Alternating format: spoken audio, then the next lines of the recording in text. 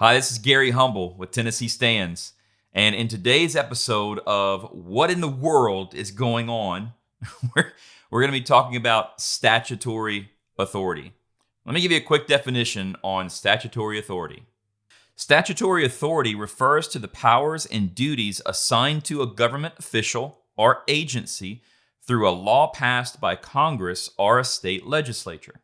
So what that means is that any state elected official or agency, same goes for counties, here in Tennessee, all of that authority comes from statute passed by our General Assembly. It's our Tennessee Code annotated. And what we want to take a look at today to sort of show you an example of a lack of statutory authority is, of course, what's going on with our school boards and these mask mandates and all the other nonsense that's going on. And I've got some really neat things to show you. I've got responses from 3 different counties. And what I've done is we've asked these counties over and over and over and over again, the school boards, where do you get your authority to issue mask mandates? Now, just real quick, you should understand that school boards operate per our state directly through the Board of Education. And through the Board of Education, their statute, of course, comes from the General Assembly. So county school boards are really not connected to county government. They don't really work with county government. They are a true state agency and get their authority directly from statute under the Tennessee Board of Education, which means that whatever a school board does in any county, its authority to do whatever it does all should come from the same place, state statute. So we asked Williamson County, Coffee County, and Rutherford County where their authority comes from. Let me show you a few things. So first off, let's go to Williamson County. We've gotten some responses from Jason Golden, their superintendent, and his response has been the same. What he says is this: we are following the state health department guidelines for cloth face coverings. And here's another email. Thanks for letting us know your thoughts and frustration with the mask requirement for this WCS event. The Tennessee Department of Health has recommended that schools require cloth face coverings. So Mr. Golden has been clear that he feels the authority by which to issue a mask mandate for the Williamson County School Board has come from the fact that the Tennessee Health Department has issued certain guidelines. Now, of course, if you really think about that, do guidelines sound like law to you? Imagine you can get advice from a whole host of people or organizations. Everyone can give you advice. You can even think that the advice is a good idea. The problem is you still have to have authority to follow that advice. So the problem with Mr. Golden's answer is, sure, he's getting advice from the Department of Health, but from where does he get the authority to actually issue the mask mandate? So let's go to Coffee County. This example comes from a court order that was filed in circuit court in Coffee County on September 24th in a lawsuit currently in litigation against Coffee County schools. And here's what the court found that the school board had to say about where they derived their authority. Coffee County Mayor Gary Cardell delegated his authority regarding face covering requirements for the Coffee County School District to the Director of Schools, Dr. Charles Lawson. Mayor Cardell set forth this delegation of authority in a letter to Dr. Lawson. Based upon the delegation of authority from Mayor Cardell and a request from a Coffee County School Board member, Dr. Lawson formulated a proposed face mask policy. So what this is saying here essentially is that Dr. Lawson received the authority to issue mask mandates in the school from a letter that he got from Mayor Cardell, and Mayor Cardell got the authority to issue mask mandates, he claims, from the executive orders given by Bill Lee.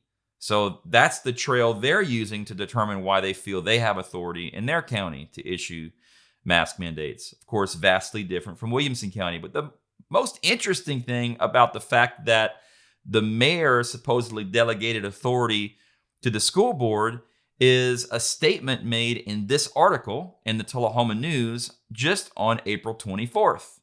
And Mayor Cordell said this.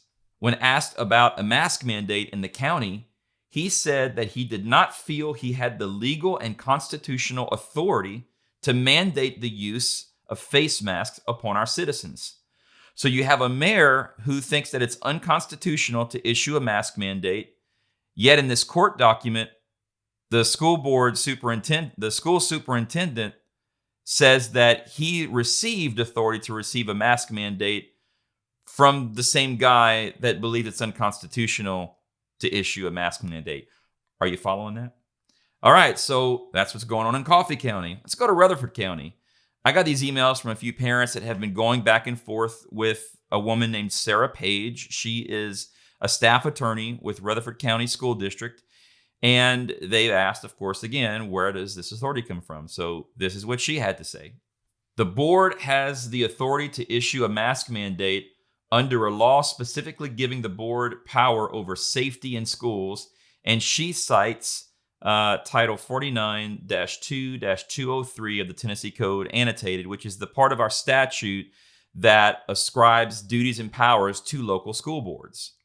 She also says that such mask mandates were deemed constitutional by the Tennessee Attorney General in opinion number 2014, which I've already done another video on showing how ridiculous our Attorney General's opinion actually was, because he cites the Jacobson v. Massachusetts case from 1905, which justified mandates based on a full legislative action in the state, which, if you've been watching my videos, you know that we've had absolutely zero legislative action in the state of Tennessee regarding any mask mandates whatsoever. They've all been made under executive orders by executive fiat.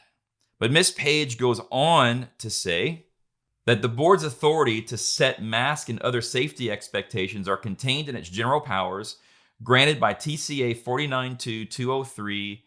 49-2-203A2. Now let me read that section to you real quick. Manage and control all public schools established or that may be established under its jurisdiction. So this is the beginning of the statute that describes the duties and powers of the school board, and it's a really long statute, and it gives great detail in all of the things that the board can do.